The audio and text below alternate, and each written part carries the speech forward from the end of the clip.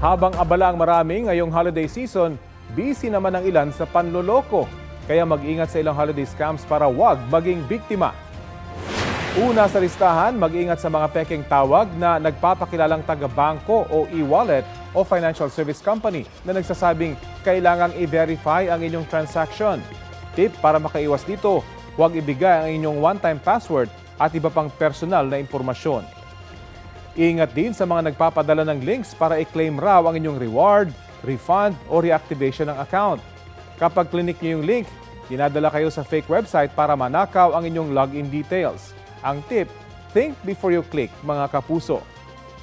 Maging alisto rin sa mga bogus o peking online seller o buyer. Para makapag-scam ay nagsisend sila ng AI-generated screenshots ng payment nila. Ang tip, i-double check ang profile ng inyong katransaksyon. Maigi rin kung sa mga lehitimong website lang mamili. At may mga scammer din na nagpapanggap na kamag-anak o kaibigan, sabay hingi ng pera para daw sa emergency.